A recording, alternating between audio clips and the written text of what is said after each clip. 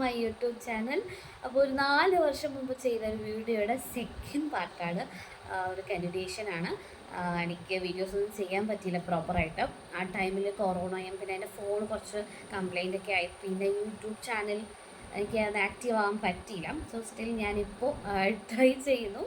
കൂടാതെ ഞാനിപ്പോൾ എൻ്റെ സെക്കൻഡ് പ്രഗ്നൻസി ജേർണിയിലൂടെ കടന്നു പോകുന്നുള്ളതുകൊണ്ട് ഞാൻ ജസ്റ്റ് പ്രഗ്നൻസി കടന്നു പോകുന്നുണ്ട്. ഈ ഒരു ടൈമിൽ എൻ്റെ ഫസ്റ്റ് പ്രഗ്നൻസിയുടെ സ്റ്റോറീസ് ഒന്ന് കംപ്ലീറ്റ് ചെയ്യാം. ദെൻ എൻ്റെ സെക്കൻഡ് പ്രഗ്നൻസിയിൽ ഞാൻ കുറേ കാര്യങ്ങൾ എനിക്ക് ഫസ്റ്റ് പ്രഗ്നൻസിനെ അപേക്ഷിച്ച് സെക്കൻഡ് പ്രഗ്നൻസി കുറേ ഡിഫറൻസ് ഉണ്ട്. എന്തായാലും അതൊരു വീഡിയോ ചെയ്യണം എന്ന് തോന്നി. കുറച്ച് യൂസ്ഫുൾ ആവുന്നവർക്ക് ആകാമല്ലോ.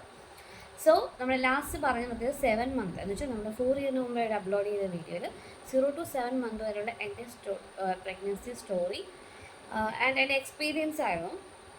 പിന്നെയുള്ളത് 8 മന്ത് ടു എൻ്റെ ഡെലിവറിയാണ് ഞാനിപ്പോൾ പറയാൻ പോകുന്നത്.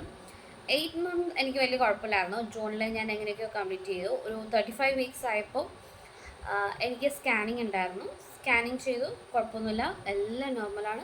ഫ്ലൂയിഡും ലിക്വിഡും നമ്മുടെ ആംബിലിക്കൽ കോഡ്സും അങ്ങനെയൊന്നും ചുറ്റിയിട്ടില്ല, എല്ലാം നോർമലാണെന്നു. പക്ഷേ എനിക്ക് പെട്ടെന്ന് ഇങ്ങനെ ഒരു ജൂലൈ 20 സംതിങ് ആയപ്പോൾ, എനിക്ക് കറക്റ്റ് ഓർമ്മയില്ല, ആ ഒരു ടൈമിൽ എനിക്കൊരു ഫേക്ക് പെയിൻ വന്നു. എനിക്ക് ഫേക്ക് പെയിൻ ആണെന്ന് പോലും ഐഡൻറ്റിഫൈ ചെയ്യാൻ പറ്റും. കാരണം എനിക്കിങ്ങനെ പറഞ്ഞുതരാൻ ആരുമില്ല. ജസ്റ്റ് ഞാൻ വിചാരിച്ചു. അപ്പോൾ ഞാൻ അവിടെ എൻ്റെ നാത്തൂനുണ്ടായിരുന്നു, പുള്ളിക്ക് വിളിച്ച് ചോദിച്ചായിരുന്നു, നീ ഏതായാലും വെച്ചുകൊണ്ടിരിക്കേണ്ട, ഏതായാലും മാസം എടുത്തില്ലേ, എനിക്ക് ഓൾറെഡി 9 മന്ത് കംപ്ലീറ്റ് ആവാറാവും, ആ ഒരു സ്റ്റേജിലേക്ക് എത്തി, ഒന്ന് ഹോസ്പിറ്റലിൽ കാണിച്ചേരേന്ന് പറഞ്ഞു. അപ്പോൾ പെട്ടെന്ന് എനിക്ക് പെയിൻ അങ്ങ് കൂടി. അപ്പോൾ ഞാൻ എന്തായാലും ഹോസ്പിറ്റലിലേക്ക് പോയി. ഹോസ്പിറ്റലിലേക്ക് പോയപ്പോൾ അവർ പറഞ്ഞു നമുക്കൊന്ന് അഡ്മിറ്റ് ചെയ്യാം, അല്ല എന്നെ ഒബ്സർവേഷനിലേക്ക് വെച്ചു. എന്നുവെച്ചാൽ ജസ്റ്റ് എന്താ അവരുടെ നമ്മുടെ ലേബർ റൂമിനടുത്തുള്ള ഒരു സബ് വാർഡ് ഉണ്ടല്ലോ, അതിലേക്ക് നിർത്തി കുറച്ചുകൂടെ ഒബ്സർവ് ചെയ്തു. പെയിൻ വരുന്നുണ്ടോ എന്ന് ചോദിച്ചു. അപ്പോൾ എനിക്ക് അങ്ങനെ പെയിൻ ഇല്ല.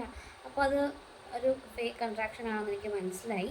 ബട്ട് എന്നാൽ അവരെന്നെ വിട്ടില്ല, ബിക്കോസ് എൻ്റെ ഇത് ഓപ്പൺ ആയിരുന്നു. ജസ്റ്റ് ഒന്ന് 0.123 സെൻറ്റിമീറ്റർ അങ്ങോട്ട്, എനിക്ക് പ്രോപ്പറായിട്ട് അറിയില്ല. ആ സമയത്ത് എന്ത് ഓപ്പൺ ആണ്, നമുക്ക് പോകാൻ പറ്റില്ല, അഡ്മിറ്റ് ചെയ്യണമെന്നൊക്കെ പറഞ്ഞു. പിന്നെ അവർ കോവിഡ് ആയിരുന്നു ആ ടൈമിൽ. കോവിഡ് ടെസ്റ്റ് ചെയ്തു, കൂടെയുള്ള പൈസ തന്നെയാണ് കോവിഡ് ടെസ്റ്റ് ചെയ്തിട്ട് അഡ്മിറ്റ് ചെയ്ത് 2-3 ഡേയ്സ് ആയിട്ട് എനിക്ക് പെയിനൊന്നും വരുന്നില്ല. ബട്ട് അവർ ബേബിയുടെ മൊമെൻറ്റ്സ് ഒക്കെ ചെക്ക് ചെയ്തു, എല്ലാം നോർമലാണ്. സ്കാനിങ് ഒക്കെ ഫൈനൽ എന്ന് വെച്ചാൽ ഒരു ചെറിയൊരു സ്കാൻ കൂടെ അവർ ചെയ്തായിരുന്നു. അപ്പോൾ അതിലെല്ലാം നോർമലാണ്, ഫ്ലൂയിഡും എല്ലാം നോർമലാണ്. പിന്നെ നമുക്ക് ഈ ഡേറ്റ് അടുക്കും തോറും നമ്മുടെ ഫ്ലൂയിഡിൻ്റെ ലിക്വിഡില്ലേ, AFI എന്നാണ് സംഭവം, റേഞ്ച് കുറഞ്ഞു വരും. അത് നോർമൽ കേസ് എന്നാണ് പറയുന്നത്. അത് കഴിഞ്ഞൊരു പിന്നെ നമ്മൾ ഈ യൂട്യൂബ് ചാനലൊക്കെ അടിച്ച് നോക്കുമല്ലോ, യൂട്യൂബിൽ പ്രഗ്നൻസി എങ്ങനെയാണ് അങ്ങനെയൊക്കെ അടിച്ച് നോക്കിയപ്പോൾ നമുക്ക് ഡെലിവറി നടക്കാൻ, നമ്മൾ അമ്മമാരാണ്, പ്രഗ്നൻ്റ് ആയിരിക്കുന്നവർക്ക് അറിയാൻ പറ്റും നമുക്ക് എന്ന് ഡെലിവറി ഉണ്ടാവും, അല്ലെങ്കിൽ എപ്പോൾ കുട്ടി വരുമെന്നുള്ള ഒരു ഉൾച്ചിന്ത നമുക്ക് ഉണ്ടാവും. അപ്പോൾ ഞാൻ ചിന്തിച്ചത് ജൂലൈ 31 ചിലപ്പോൾ ഡെലിവറി ഉണ്ടാവുമായിരിക്കും. എപ്പോഴും ഞാൻ ഇങ്ങനെ ചിന്തിച്ചുകൊണ്ടിരുന്നു. അതുപോലെ തന്നെ അന്ന് 30-ാം തീയതി മോർണിംഗ് എനിക്ക് ഒരു തോട്ട് ഉണ്ടായി. അന്ന് തന്നെ ഞാൻ ടോയ്ലറ്റിൽ, നമുക്ക് എക്സിബിഷനൊക്കെ ആ ടൈമിൽ ഉണ്ടാകുന്ന ടൈമിൽ ഞാൻ ടോയ്ലറ്റിൽ പോയപ്പോൾ എനിക്ക് മ്യൂക്കസ് പ്ലക്ക് നന്നായിട്ട് പുറത്തു വന്നു. ഞാൻ യൂട്യൂബിൽ ഓൾറെഡി കണ്ടതുകൊണ്ട് എനിക്ക് അത്ര വലിയ അയ്യോ അങ്ങനെ ഒരു ടെൻഷനോ അങ്ങനെ ഒരു ഇത് ഉണ്ടായിരുന്നില്ല. അപ്പോൾ അത് കണ്ടപ്പോൾ തന്നെ എനിക്ക് മനസ്സിലായി സംഭവം ഉണ്ടാവും, ഉടനെ തന്നെ ഉണ്ടാവും, ഡെലിവറി ഉണ്ടാവും എന്ന് എനിക്ക് തോന്നി. അത് ഞാൻ അവിടെ ഡോക്ടറോട് ഷെയർ ചെയ്യാം എന്ന് വിചാരിച്ചു. അന്ന് എനിക്ക് ഡോക്ടർ ഇല്ലായിരുന്നു കേട്ടോ. ഡോക്ടർ ഈവനിങ് വരാമെന്ന് നമുക്ക് ഇതിലേക്ക് വന്ന് കാണും, പറയാമെന്ന് വിചാരിച്ചു. അപ്പോൾ ഞാൻ എന്ത് ചെയ്യുന്ന ലേബർ റൂമിൽ ഫുഡൊന്നും കഴിക്കാൻ പറ്റില്ല എന്നൊക്കെ പറഞ്ഞു. ഞാൻ അന്ന് നല്ലതുപോലെ ബിരിയാണിയൊക്കെ കഴിച്ചു. എനിക്കറിയില്ല, എന്നാലും നമ്മുടെ ഒരു ഇതിൽ ഞാൻ ചെയ്തതാണ്. അത് കഴിഞ്ഞൊരു ഈവനിങ് ആയപ്പോൾ ചെറിയ പെയിൻ വന്നു. അപ്പം ഞാൻ എന്ന് വിചാരിച്ചു, ഓൾറെഡി എനിക്ക് ഇങ്ങനത്തെ ചെറിയ പെയിനുകളൊക്കെ ഉണ്ട്. ഓൾറെഡി 5-ാം മാസത്തിൽ എനിക്കൊരു ഡെലിവറി പെയിൻ പോലത്തെ പെയിനൊക്കെ കഴിഞ്ഞ് വന്നതുകൊണ്ട് ഈ പെയിനും അതിൻ്റെയൊക്കെ സൈഡ് ഇത് ഈ ഫേക്ക് ആയിട്ടുള്ളതാണെന്ന് വിചാരിച്ച് ഇരിക്കുമായിരുന്നു. ഒരു 8 മണിയൊക്കെ ആയി, രാത്രി 8 മണിയൊക്കെ ആയി. അപ്പോൾ എനിക്കൊരു പെയിൻ വന്നു, അതും വിട്ട് മൈൽഡായിട്ട് പെയിൻ വന്നു തുടങ്ങി. അപ്പോൾ ഞാൻ എന്ത് ചെയ്തു, യൂട്യൂബിൽ ഓൾറെഡി നമ്മൾ കണ്ടു വെച്ചിട്ടുണ്ടല്ലോ, അപ്പോൾ ഞാൻ ഈ കൗണ്ടിങ് സ്റ്റാർട്ട് ചെയ്തു. അപ്പോൾ ആ പെയിൻ അങ്ങ് കുറഞ്ഞു. നമുക്ക് ഇടുപ്പിൻ്റെ ബാക്കിൽ നിന്നാണ് പെയിൻ വന്ന് തുടങ്ങുന്നത്. എന്നിട്ട് നമ്മുടെ ഫ്രണ്ടിലേക്ക് ഒരു ചെറിയൊരു പ്രഷറോ വല്ലാതൊരു ഫീലും ഇത് വന്നപ്പോൾ തന്നെ ഞാൻ ഓൾറെഡി അമ്മയോട് പറയുന്നുണ്ട്, എൻ്റെ അമ്മ എന്നെ കൂടെ ഉണ്ടായിരുന്നു. പുള്ളിയോട് പറയേണ്ടത് പെയിൻ ഉണ്ട്, പക്ഷെ ഇത് ഫേക്ക് ആണോ ഇല്ലയോ എന്ന് അറിയില്ലല്ലോ. അതുകൊണ്ട് ഞാൻ എന്ത് ചെയ്ത്, ഞാൻ ഡോക്ടറോടും പറഞ്ഞില്ല, ആരോടും പറഞ്ഞില്ല, ഞാൻ അവിടെ കിടന്നു. എല്ലാവരും കിടക്കുമായിരുന്നല്ലോ അവിടെ, അപ്പോൾ വാർഡിലായിരുന്നു. അപ്പോൾ ഞാൻ കിടന്നു. കിടന്നു കുറേ കഴിഞ്ഞപ്പോൾ എനിക്ക് പെയിൻ തുടങ്ങി, വേദന തുടങ്ങി. അതും ഞാൻ ഈ കൗണ്ട് ചെയ്യുന്ന ബേസിൽ അത് കുറേ കൗണ്ട് ചെയ്ത് കഴിയുമ്പോൾ പെയിൻ താഴോട്ട് പോകും. അപ്പോൾ ഞാൻ പറയാം സ്റ്റാർട്ടിങ് മൈൽഡ് പെയിൻ ആണ്, പിന്നെ പെയിനിൻ്റെ ഡെൻസിറ്റി അതിൻ്റെ ഇത് കൂടി വരും, എനിക്ക് കൂടി വരുന്നുണ്ട്. അപ്പോൾ തന്നെ എൻ്റെ അമ്മ പറഞ്ഞു, നീ വെച്ചോണ്ടിരിക്കണ്ട, അവിടെ പറയ്, നീ എനിക്ക് പോരെ, ഡ്രസ്സ് മാറി നമുക്ക് ലേബർ റൂമിലേക്ക് പോകാമെന്നൊക്കെ പറഞ്ഞു. ഞാൻ ഓക്കെ ഞാൻ പോയേക്കാം എന്നുള്ള ഇതിൽ വേഗം തന്നെ അവരോട് പറഞ്ഞു. അവർ വന്ന് വിളിച്ചു. പിന്നെ നമുക്ക് ഇനിമ തന്നു വിട്ടു. വേഗം തന്നെ ഇനിമ വെച്ചു. ആദ്യം പി വി ചെയ്തു കേട്ടോ, സോറി, പി വി ചെയ്തു. അപ്പോൾ എനിക്ക് എനിക്ക് ഓൾറെഡി ഡെലിവറിക്കുള്ള ഒരു ടൈമായി. അങ്ങനെ പി വി ചെയ്തു. എനിക്ക് ഇത് വെച്ച് തന്നു, ഇനിമ വെച്ചു. ഇനിമ വെച്ച കാര്യം ഞാൻ ആലോചിക്കുന്നേ ഇല്ല. എനിക്കറിയില്ല, എനിക്ക് ഏറ്റവും വേസ്റ്റ് എക്സ്പീരിയൻസ് ആണ് ഇനിമ കിട്ടിയത്. വേറൊന്നും കൊണ്ടല്ല, എനിക്ക് ഇനിമ വെച്ചതിന് ശേഷം വല്ലാണ്ട് എനിക്ക് ടോയ്ലറ്റിൽ പോകാമെന്നാണ് എനിക്ക് സങ്കല്പം. അത്രയ്ക്ക് പെയിനായിരുന്നു. എനിക്ക് ഡെലിവറി പെയിനെക്കാട്ടി എനിക്ക് തോന്നുന്നു ഇനിമ ടോയ്ലറ്റിൽ പോകണ പെയിനായിരുന്നു, ഭയങ്കര പെയിന്. അത് കഴിഞ്ഞിട്ട് എനിക്ക് ടോയ്ലറ്റിൽ പോകാൻ കുറച്ച് ഇതായിരുന്നു. ഓൾറെഡി എൻ്റെ ഇത് ഇറഗുലറായിട്ടുള്ളൊരു ഇതാണ് എനിക്ക് ടോയ്ലറ്റിൽ പോകുന്ന കാര്യങ്ങളൊക്കെ. കാരണം ആ ഒരു പ്രഗ്നൻസിക്ക് ഞാൻ കുറേ ഇതായിരുന്നു. അങ്ങനെ ഞാൻ അങ്ങനെ പോയി. രണ്ടാമത് എനിക്ക് പ്രഷർ മുക്കാൻ നമ്മൾ പറയില്ലേ, പ്രഷർ കൊടുത്ത് താഴേക്ക് ഇറക്കാൻ, അതിനെ കൊണ്ട് പറ്റുന്നില്ല. ഞാൻ മാക്സിമം ഇനിമ കൊടുത്ത് പോകാൻ ശ്രമിച്ചു, വയറ്റിൽ നിന്നൊക്കെ പോവാണ്. അത് കഴിഞ്ഞിട്ടും ഞാൻ വന്നു. അത് കഴിഞ്ഞ് ഞാൻ വരുവാണ് അവിടെ വന്ന് വീണ്ടും ഹാർട്ട് ബീറ്റൊക്കെ നോക്കുവാർ. അപ്പോഴേക്കും ഞാൻ ടയേർഡായിട്ടോ. എനിക്ക് ഇനി ടോയ്ലറ്റിൽ പോയി എന്നുള്ള പരിപാടികളൊന്നും എനിക്ക് പണ്ടേ താല്പര്യം. അങ്ങനെ അപ്പോഴേക്കും ഞാൻ ടയേർഡായി. എനിക്ക് വീണ്ടും ടോയ്ലറ്റിൽ പോകാനൊരു ടെൻഡൻസി വന്നിട്ട് ഞാൻ വീണ്ടും പോവാണ് ടോയ്ലറ്റിലേക്ക് പോയിട്ട് ഞാൻ ഇച്ചിരി ബലത്തിൽ പ്രഷർ കൊടുക്കുക. അത് കഴിഞ്ഞ് ഇറങ്ങി വരുമ്പോഴാണെങ്കിലോ എനിക്ക് ബ്ലീഡിങ് നന്നായിട്ട് നല്ല കട്ടിക്ക് ബ്ലഡ് പോയേ. കട്ടിക്ക് മീൻസ് അത്യാവശ്യം ലിക്വിഡ് ഫോമിൽ തന്നെ ബ്ലഡ് പോയി. അപ്പം ഞാൻ പെട്ടെന്ന് നേഴ്സ് ഒരു ക്ലീനിങ് ചെയ്യുന്ന ഒരു ആൻറ്റി നേഴ്സ് അവിടെ ഉണ്ടായിരുന്നു ആ സൈഡ്. ഞാൻ അവരോട് പറഞ്ഞു, ബ്ലഡ്, ഞാൻ പറഞ്ഞത് ഇത്രയേ ഉള്ളൂ, ബ്ലഡ് താഴെ വീണു, തുണി തന്നാൽ ഞാൻ തുടച്ചേക്കാമെന്ന് പറഞ്ഞു. അവരെന്നെ ഒന്നും ചെയ്യണ്ട, നേരെ ലേബർ റൂമിലേക്ക് അവരെന്നെ വീൽ ചെയറിലെത്തി കൊണ്ടുപോയി ലേബർ റൂമിലേക്കാണ് കൊണ്ടുപോയത്. കാരണം എനിക്ക് ബ്ലീഡിങ് വന്നു. അത് മാത്രമല്ല ഞാൻ നല്ല എന്താ പറയുക, എനിക്ക് നടക്കാൻ പറ്റാത്തൊരു സിറ്റുവേഷനും കൂടെ കാല് വെച്ച് നടക്കണം. അത് വേഗം തന്നെ കൊണ്ടുപോയി. കാരണം അതുവരെ നമ്മുടെ ലേബർ റൂമിൻ്റെ അടുത്തുള്ളൊരു റൂമിലായിരുന്നു. അങ്ങനെ കൊണ്ടുപോയി അവരെന്നെ കൂടെ കിടക്കാൻ പറഞ്ഞു. കിടത്തിയിട്ട് നമുക്ക് വെയിറ്റ് ചെയ്യാമെന്ന് പറഞ്ഞു. ഞാൻ ആ 10 മണിക്ക് തുടങ്ങിയ പെയിൻ, എൻ്റെ പെയിനിൻ്റെ ഡെൻസിറ്റി എന്ന് പറഞ്ഞു കഴിഞ്ഞാൽ സ്റ്റാർട്ടിങ് ഉണ്ടായതുപോലെ അല്ല, ഹെവി ആയിരുന്നു. നമ്മൾ പറയാം ഉച്ച മുതൽ ഉള്ളംകാല് വരെ നമുക്ക് വേദന എടുക്കുന്നു, അതുപോലെയായിരുന്നു എൻ്റെ അവസ്ഥ. തല തൊട്ട് കാല് വരെ എനിക്കൊണ്ട് കൺട്രോൾ ചെയ്യാൻ പറ്റുന്നില്ല. പിന്നെ അവരെപ്പോഴും പറയും ഇടതുവശം തിരിഞ്ഞെടുക്കെന്ന് പറയും. കാരണം എനിക്കെപ്പോഴും റൈറ്റ് സൈഡ് കിടക്കണം. കാരണം ഇടതുവശം കിടന്ന് ഒരു സൈഡ് ഫുള്ളും മരച്ചിട്ട് എനിക്ക് പാടില്ല. റൈറ്റ് സൈഡ് കിടക്കണ്ട, ലെഫ്റ്റ് സൈഡ് കിടക്കാൻ പറയും. അങ്ങനെ ഞാൻ 8 എന്നുള്ള 9, 10 മണി എനിക്ക് തോന്നുന്നു ടൈം പോയിക്കൊണ്ടിരിക്കുവാണ്. ടൈം പോയി ഇരിക്കുകയാണ്. എൻ്റെ വേദനയുടെ ഡെൻസിറ്റി കൂടി. പിന്നെ എനിക്ക് കൗണ്ടിങ്ങിന് പോലും പറ്റാത്ത വേദന വരും. അത് കഴിഞ്ഞ് കുറച്ചൊന്ന് ടയേർഡായെന്ന് തോന്നും. പിന്നെ വീണ്ടും വേദന വരും. ഇടയ്ക്ക് ഒന്ന് ചെക്ക് ചെയ്തിട്ട് പോകും. ഇതിലൊന്നും എനിക്ക് പറ്റുന്നില്ല. അങ്ങനെ ഇരിക്കുമ്പോൾ ഒരു ഡോക്ടർ വന്നിട്ട് ചെക്ക് ചെയ്യാം. ഞാൻ ഡോക്ടർ എന്തെങ്കിലും നടക്കുമോ, എനിക്ക് ഒട്ടും പറ്റണില്ല, എന്തെങ്കിലും നടക്കുമോ. എനിക്ക് അലറാനുള്ള ഒരു മൂഡൊന്നും ഇല്ല. എനിക്ക് സൗണ്ട് വെക്കേണ്ട. ഞാൻ എല്ലാവരും അമ്മയെന്ന് വിളിക്കുമ്പോൾ ഞാൻ എൻ്റെ വിശ്വാസത്തിൽ എൻ്റെ ദൈവത്തിനെ വിളിച്ചുകൊണ്ടിരിക്കുകയായിരുന്നു. ദൈവമേ കാത്തുള്ളേ എന്ന് പറഞ്ഞു. കാരണം അന്ന് ഞാൻ എൻ്റെ പെയിൻ വരുന്ന ടൈമിൽ അന്ന് ആ ലേബർ റൂമിൽ ഒരുപാട് ഡെലിവറി നടന്നുകൊണ്ട് പോവുകയാണ്. അപ്പോൾ ഓപ്പോസിറ്റ് ഇങ്ങനെ ശബ്ദം ഉണ്ടാക്കുന്നതൊക്കെ കേൾക്കുമ്പോൾ എനിക്ക് ഭയങ്കര പേടിയാണ്. കാരണം നമ്മൾ ബഹളം വെച്ച് കഴിഞ്ഞാൽ അവർ മൈൻഡ് ചെയ്യോ ഇല്ലയോ അങ്ങനെയൊക്കെ ഉള്ളൊരു ടെൻഷനായിരുന്നു. പിന്നെ ഞാൻ കൂടുതൽ ഒന്നും നിന്നില്ല. ഞാൻ വേദന കടിച്ചു പിടിച്ചിരുന്നു. അത് കഴിഞ്ഞ് എനിക്ക് ടോയ്ലറ്റിൽ പോകണമെന്ന് പറഞ്ഞു. എനിക്ക് മുക്കാൻ തോന്നിയായിരുന്നേ. അപ്പോൾ എനിക്ക് ടോയ്ലറ്റിൽ പോകണമെന്ന് പറഞ്ഞു. അപ്പോൾ അവർ പറഞ്ഞു ടോയ്ലറ്റിലൊന്നും പോകാൻ പറ്റില്ല, ടോയ്ലറ്റിൽ പോയി കഴിഞ്ഞാൽ കുട്ടി പുറത്ത് വരും, കാരണം അത്ര എല്ലാം ടൈലറ്റായി തുറന്നിരിക്കുകയാണ്, എപ്പോൾ വേണം വരാമെന്ന് പറഞ്ഞു. എനിക്ക് ടോയ്ലറ്റിൽ പോയാൽ എനിക്ക് ബാത്റൂമിൽ പോകണം. കാരണം ഞാൻ ഈ കഴിച്ച ഫുഡൊക്കെ എൻ്റെ വയറ്റിലുണ്ട്. അപ്പോൾ അവരെന്നെ വിട്ടില്ല. എന്നിട്ട് എനിക്ക് ഭയങ്കര വിഷമമായി മൊത്തത്തിൽ. എന്നെ അവർ വിടുന്നില്ല ഒരു കാര്യം വെച്ചിട്ട്. അവരെയും കുറ്റം പറഞ്ഞിട്ട് കാര്യമില്ല. കാരണം ഈ ഒരു ടൈമിൽ അങ്ങനെ ടോയ്ലറ്റിൽ പോകുകയെന്ന് പറയുന്നത് ഒരു നല്ലൊരു ഇതല്ല. ഐ മീൻ അത് റിസ്ക്കാണ്. അതുകൊണ്ടാണ്. അത് കഴിഞ്ഞിട്ട് ഞാൻ പെയിൻ വന്നു. പെയിനല്ല, എനിക്ക് മുക്കാനുള്ള ഒരു ടെൻഡൻസി. ഞാൻ എന്ത് ചെയ്യുന്നത്, 2 കാലും പൊക്കി വെക്കാൻ വേണ്ടിയിട്ട് ഡോക്ടർ പറഞ്ഞു വന്നിട്ട്. വേഗം കാല് 2 പൊക്കി വെച്ച്, കാല് 2 പൊക്കി വെച്ച് എന്ന് പറഞ്ഞു. ഞാൻ ഓക്കെ. ഞാൻ കുറേ നേരം കാല് 2 പൊക്കി വെച്ചിട്ടും ഇല്ല, ഒന്നും ആവണില്ല. എനിക്ക് വേദന അല്ലാണ്ട് പറ്റുന്നില്ല. കുറേ കഴിഞ്ഞപ്പോണ്ടല്ലോ ഞാൻ കാല് 2 പൊക്കി വെച്ചിട്ട് എൻ്റെ ബാക്കിൽ നമ്മുടെ വടക്സിൻ്റെ അവിടെ കയറി നല്ല അമർത്തി ഒന്ന് പിടിക്കുക. എനിക്ക് ഇതുവരെ അറിയില്ല അതാണ് ഡെലിവറിക്കുള്ള മറ്റേ നമ്മൾ മുക്കാനുള്ള തോന്നുന്നതെന്നോ അങ്ങനെ ഒന്നും നമുക്ക് അങ്ങനെ രീതിയിൽ ആരും വീഡിയോ ചെയ്ത് ഞാൻ കണ്ടിട്ടില്ല. അപ്പം ഞാൻ പൊക്കി വെച്ചിട്ട് ഇങ്ങനെ ഇടുപ്പേ പിടിച്ച് അമുക്കാൻ നോക്കുക. അപ്പോൾ എൻ്റെ വിചാരം, ഞാൻ വിചാരിച്ചു ചിലപ്പോൾ ഞാൻ അവിടെ സ്റ്റൂള് പാസ് ചെയ്യാനോ അല്ലെങ്കിൽ ഞാൻ ബാത്റൂമിലേക്ക് പോകാനുള്ള ഒരു ടെൻഡൻസിയാണ്. അതാണ് ഇനിയിപ്പോൾ അവർ വിട്ടില്ലെങ്കിൽ എനിക്കൊന്നും കൺട്രോൾ ചെയ്യാൻ പറ്റില്ല, അങ്ങനെയാണ്.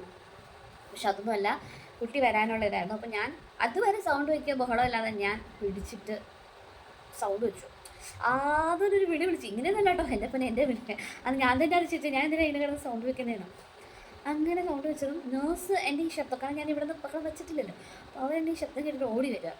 എന്നെ കൊച്ച് എന്നുള്ള രീതിയിൽ എന്ത് പറ്റി ഓക്കെ അല്ലേ എന്ന് പറയാൻ വന്നത്. അപ്പോഴേക്കും പറഞ്ഞു അയ്യോ നോക്കരുത്, കൊച്ച് പുറത്തു വന്നു. ഡോക്ടർ അവരെ ആളുകളൊക്കെ വിളിച്ചു. അപ്പോൾ അവരൊക്കെ ഓടി വന്നു. ഞാൻ പെട്ടു അയ്യോ വന്നോ. അപ്പോൾ ഇനി ഞാൻ വിളിച്ച് വന്നോ എന്ന് പറഞ്ഞാൽ ഇനി സിമ്പിളായിരിക്കുന്നു. ഞാൻ ഒരുപാട് നേരം എനിക്ക് മുക്കുമ്പോൾ നമുക്ക് നമ്മൾ ശബ്ദം ഉണ്ടാക്കാതെ നോക്കിക്കഴിഞ്ഞാൽ വേഗം വരും. പക്ഷേ എനിക്കത് അറിയില്ല. ഞാൻ ആ സമയത്ത് നമ്മുടെ സിറ്റുവേഷൻ നമുക്ക് പോലും എന്താണെന്ന് അറിയില്ല. ഞാൻ നന്നായിട്ട് കീറി ആന്നോട് വലിയ നല്ല ഒച്ചത്തിൽ വിളിച്ചു, പ്രഷർ കൊടുത്തു. കൊച്ചൊന്ന് പുറത്ത് വന്നപ്പോഴേക്കും അവർ കട്ട് ചെയ്തു. ഒന്ന് പുറത്തല്ല, സോറി കേട്ടോ, ജസ്റ്റ് ആയപ്പോൾ തന്നെ അവരോട് കട്ട് ചെയ്തു. എന്നിട്ട് മുക്കാൻ പറഞ്ഞു. പ്രഷർ കൊടുക്ക് പ്രഷർ കൊടുത്ത് മുക്കിക്കോ എന്ന് പറഞ്ഞു. ഞാൻ എന്നെക്കൊണ്ട് പറ്റുന്നില്ല. ഞാൻ തളർന്ന് കുഴഞ്ഞ് പിറകോട്ട് നമ്മൾ എങ്ങനെയാണല്ലോ പുഷ് ചെയ്യുന്നത്, നമ്മൾ ബാക്കിലോട്ട് വീണു. പിന്നെ എൻ്റെ അടുത്ത് നിന്ന് നഴ്സുമാരൊക്കെ വന്ന് എൻ്റെ വയറിൽ പിടിച്ച് ഇണക്കി, കുറേ എൻ്റെ കയ്യെ പിടിച്ച് കുറേ പേര് ഇങ്ങനെ നമുക്ക് തലോടി തരിക എന്ന് പറയില്ലേ, അത് അങ്ങനെ പ്രഷർ ചെയ്ത് പുറത്തേക്ക് വന്നു. കൊച്ച് പുറത്തേക്ക് വന്നതും അങ്ങനെ കൊണ്ട് എൻ്റെ വയറ്റിലാണ് കിടത്തിയത്. അതിനു മുമ്പേ അവരവിടെ എൻ്റെ വേദന തുണിയിടലും കുറച്ച് പരിപാടി കൊണ്ട് അതൊന്നും കാണാനോ അതൊന്നും ശ്രദ്ധിക്കാനുള്ളതില്ല. ഈ വേദനയിലായിരുന്നു ഞാൻ മൊത്തത്തിൽ. കൊച്ചൊന്ന് പുറത്ത് എൻ്റെ മേത്തേക്ക് വെച്ചു. ആ ഒരു മൊമെൻ്റ് ഉണ്ടല്ലോ, എനിക്ക് എന്ത് പറയണ്ടേ, ദാറ്റ്സ് ദ ബെസ്റ്റ് മൊമെൻറ്റ്. നമ്മുടെ ആ ഫ്ലൂയിഡിൻ്റെ ആ ലിക്വിഡും ആ കൊച്ചിൻ്റെ ആ ഒരു സ്പർശനം എന്നെ വല്ലാണ്ട്. അത് കഴിഞ്ഞപ്പോൾ എൻ്റെ ബോധം പോയി. കൊച്ചു പെങ്കൊച്ചാണെന്ന് എനിക്ക് പറഞ്ഞത്. അത് കഴിഞ്ഞ് അത്രയും തന്നെ എനിക്ക് പറഞ്ഞു. ഞാൻ പെങ്കൊച്ചാണ്, പപ്പയെ കൊണ്ട് കാണിക്കാം, ആളുടെ അപ്പനെ കൊണ്ട് കാണിക്കാവോ എന്ന് ചോദിച്ചു. അത് കഴിഞ്ഞപ്പോഴേക്കും ഞാൻ എൻ്റെ ബോധം ഞാൻ കാരണം അത്രയും ടയേർഡ് ആക്കാം. രാത്രി 8 മണിക്ക് ഞാൻ കയറിയതാണ് പെയിൻ കൊണ്ട്. പിന്നെ ഞാൻ വെളുപ്പിനെ ഞാൻ എൻ്റെ എല്ലാ പരിപാടിയും കഴിഞ്ഞ് 11 മണിക്കാണ് ഞാൻ റൂമിലേക്ക് ഐ മീൻ വാർഡിലേക്ക് ഷിഫ്റ്റ് ആവുന്നത്. അപ്പോൾ എൻ്റെ ആ ഒരു ടൈം അതിൻ്റെ ഇടയ്ക്ക് ഞാൻ ഛർദ്ദിക്കാനുണ്ടായി. എൻ്റെ ദൈവമേ, ഞാൻ അവരോട് നേരത്തെ പറയേണ്ടത് കുഞ്ഞ് പുറത്തു വന്നതിന് ശേഷം നമ്മുടെ ഈ മുട്ടുകാൽ, എനിക്ക് എത്ര പേർക്ക് അങ്ങനെ ഉണ്ടെന്നറിയില്ല, എൻ്റെ ഈ മുട്ടുകാൽ രണ്ടും വിറയ്ക്കുക, കൂട്ടി വിറയ്ക്കാന്ന്. പിന്നെ എൻ്റെ ബോഡി ഫുള്ള് ഷിവറിങ് ആയിരുന്നു, വിറയ്ക്കലും അതൊക്കെ. അത് കഴിഞ്ഞാൽ അവർ സ്റ്റിച്ചിങ് ആയിരുന്നു. എൻ്റെ സ്റ്റിച്ചിങ്ങൊക്കെ അവർ ഓക്കെ കുഴപ്പമില്ലെങ്കിലും നല്ല പെയിൻഫുള്ളാണ്. ഈ സുഖപ്രസവം എന്ന് പറഞ്ഞ പരിപാടി ആരാ പറഞ്ഞത് ഇതൊക്കെ സുഖപ്രസവമാണ്?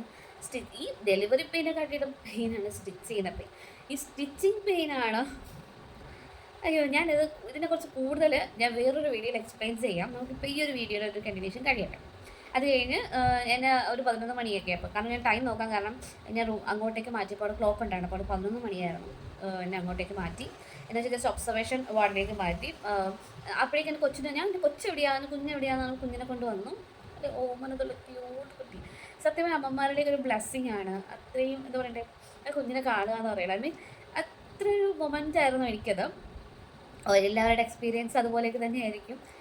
എന്നിട്ട് അത് കഴിഞ്ഞു. അതിന് സക്ക് ചെയ്ത് നമ്മൾ പാല് കൊടുക്കണം. അതിന് സക്ക് ചെയ്യിപ്പിച്ച് പാല് കൊടുക്കണം.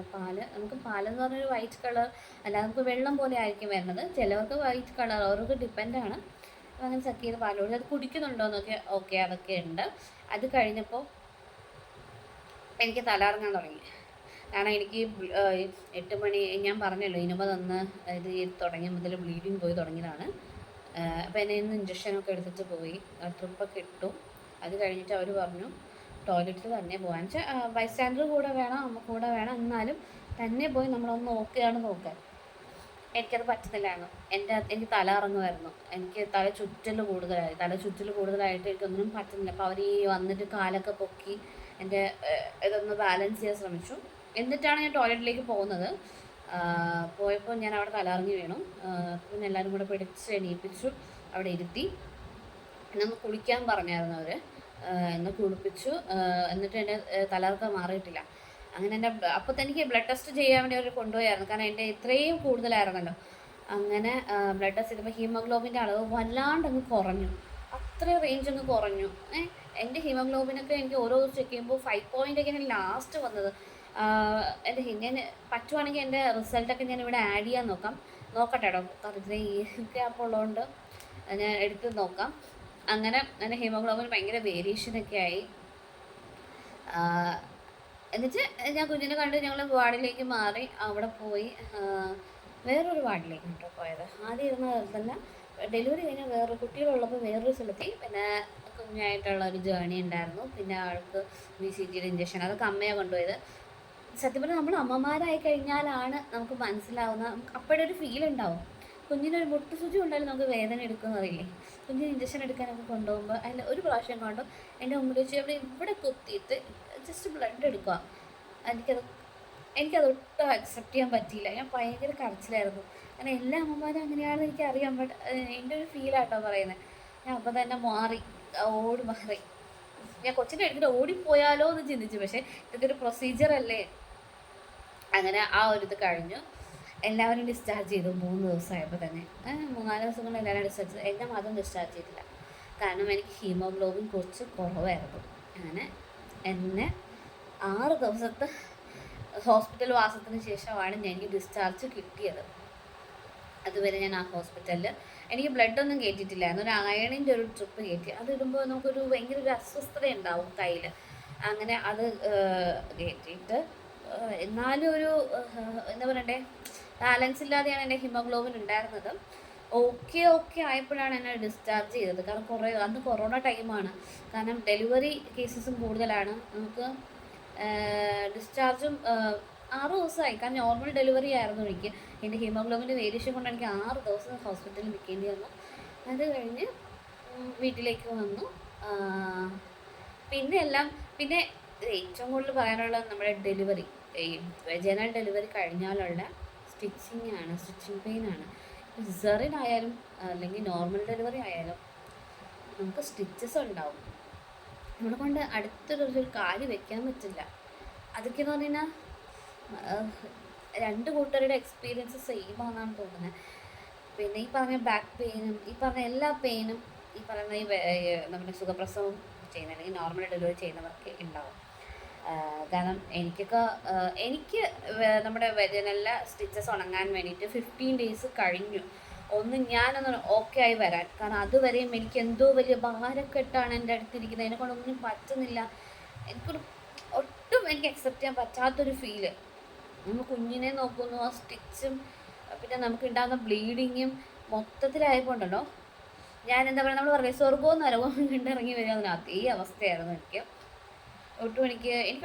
ഞാൻ ഒട്ടും അക്സെപ്റ്റ് ചെയ്യാനാണെങ്കിൽ ഡൈജസ്റ്റ് ആവാനും പറ്റിയിട്ടില്ല ആ ഒരു കാര്യം. ആ ഒരു ടൈമിൽ സ്റ്റിൽ എനിക്ക് ഇപ്പോഴും അത് റിമെമ്പറാണ്. 4 വർഷമായി, എന്നിട്ടും എനിക്കത് ഇപ്പോഴും എൻ്റെ തലയിൽ കൂടെ ഓടുക. കാരണം ഞാനിപ്പോൾ സെക്കൻഡ് പ്രഗ്നൻസി ജേണി കൂടെ പോയിക്കൊണ്ടിരിക്കുക. എൻ്റെ ഡെലിവറി ഓർത്ത് ഞാൻ സ്റ്റിൽ ഇപ്പോഴും ടെൻഷനാണ്. ആ ഒരു ഇത് മാത്രം. പിന്നെ കുഴപ്പമില്ല. പിന്നെ എൻ്റെ ബ്ലീഡിങ് ഒന്ന് കുറഞ്ഞപ്പോൾ പിന്നെ ഞാൻ ഓക്കെ ആയി. 15 ഇതൊക്കെ ആയപ്പോഴേക്കും ഒരു മാസം ആയപ്പോഴേക്കും ഞാനൊന്ന് ഓക്കെ ആയി. സ്റ്റിച്ചൊക്കെ ഒന്ന് ഉണങ്ങി ഇതേ ഉള്ളൂ കേട്ടോ, ഒന്ന് ഉണങ്ങിയതേ ഉള്ളൂ. പിന്നെ നമുക്ക് നടക്കുന്നതുകൊണ്ട് അങ്ങനെ ബുദ്ധിമുട്ടില്ല. പിന്നെ ചെറിയൊരു എന്താ പറയുക, നമ്മുടെ കാലൊക്കെ ഒന്നും വേഗം അങ്ങോട്ടും ഇങ്ങോട്ടൊക്കെ തിരിക്കുമ്പോൾ അവിടെ ഒരു ചെറിയ പെയിൻ ഉണ്ടാകും. അപ്പോൾ അതൊക്കെയാണ് എൻ്റെ ഡെലിവറിയുമായിട്ടുള്ള ഒരു സ്റ്റോറി. പിന്നെ ആഫ്റ്റർ ബേബി വന്നപ്പോൾ അതൊക്കെ ഒരു വേറൊരു ഫീലാണ്. അപ്പോൾ അതിൻ്റെ സ്റ്റോറീസൊക്കെ ഞാൻ വേറെ ഷെയർ ചെയ്യാം. ഇതാണ് എൻ്റെ ഒരു മിനി സ്റ്റോറി. പിന്നെ എൻ്റെ സെക്കൻഡ് പ്രഗ്നൻസിയുടെ സ്റ്റോറി കുറച്ച് കോംപ്ലിക്കേഷനൊക്കെ ഉണ്ട്. ഞാൻ അത് തീർച്ചയായിട്ടും ഒന്ന് വീഡിയോ ഇടുന്നതാണ്. കാരണം ഒട്ടും കണക്റ്റ് അല്ലാത്ത രീതിയിലാണ് ഫസ്റ്റ് പ്രഗ്നൻസി സെക്കൻഡ് പ്രഗ്നൻസി എനിക്ക് വന്നേക്കുന്നത്. ഒരു സിമിലാരിറ്റീസ് മാത്രമേ ഉള്ളൂ കേട്ടോ. അപ്പോൾ ആ പ്രഗ്നൻസി സ്റ്റോറി ആർക്കെങ്കിലും കേൾക്കണം അല്ലെങ്കിൽ ഉണ്ടെന്നുണ്ടെങ്കിൽ ഒന്ന് കമൻറ്റ് ചെയ്തേക്കാം. അല്ലാണ്ട് എനിക്ക് വീഡിയോ എടുക്കാൻ മടിയാണ്. എനിവേ ഇത്രയേ ഉള്ളൂ എൻ്റെ സ്റ്റോറി. എല്ലാവർക്കും ഇഷ്ടപ്പെട്ടെങ്കിൽ ലൈക്ക് ചെയ്യുക, ഷെയർ ചെയ്യുക, സബ്സ്ക്രൈബ് ചെയ്യുക. ഓക്കെ.